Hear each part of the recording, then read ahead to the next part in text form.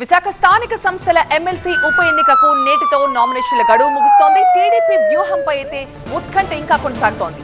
పోటీపై ఇంకా ఇప్పటికీ తేల్చలేదు కూటమి పార్టీలు. వైసీపీ నుంచి బరిలో నిలిచారు మాజీ మంత్రి బొత్స సత్యనారాయణ. కూటమి పోటీలో ఉంటుందా లేకపోతే లైట్ తీసుకుంటుందా అన్నది ఇంకా తేలాల్సింది.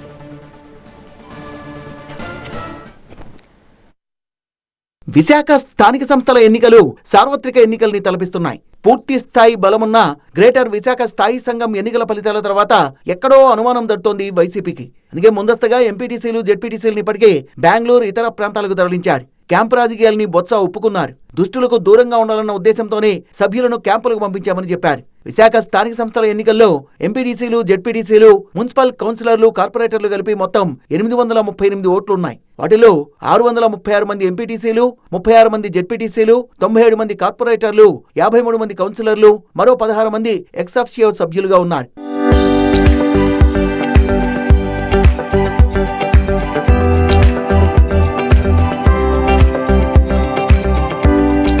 మరో ముగ్గురు వైసీపీ ఎక్స్ అఫిషియో కింద దరఖాస్తు చేసుకున్నారు. ఇందులో టీడీపీకి 200కు పైగా ఓట్లుండగా వైసీపీకి 543కు పైగా ఓట్లున్నట్లు ఆయా పార్టీలు లెక్కలేసుకున్నాయి.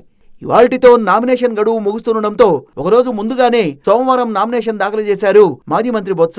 నామినేషన్ కార్యక్రమంలో విశాఖ జిల్లా వైసీపీ నేతలు పాల్గొన్నారు. 500కు పైగా ఓట్లున్న వైసీపీపై టీడీపీ పోటీలో ఉంటుందని అనుకోవడం లేదన్నారు మంత్రి బొత్స. ఒకవేళ టీడీపీ పోటీ చేస్తే అది దుశ్చర్య అవుతుందన్నారు. 838 ఉన్నప్పుడు 530 పైసలకే మా పార్టీకి ఉన్నప్పుడు నేను ఇవాళ పేపర్లో చూశాను. ఇవాళ నిన్న ఎవరో ఒక ఇండస్ట్రీస్ వచ్చి పోటీగా పెడతారు అనే విషయాన్ని నేను చూశాను. దేనికోసం పెడుతున్నారు?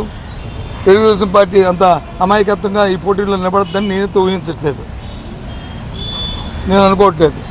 పెడితే మాత్రం అది ఒక దుశ్చర్యే.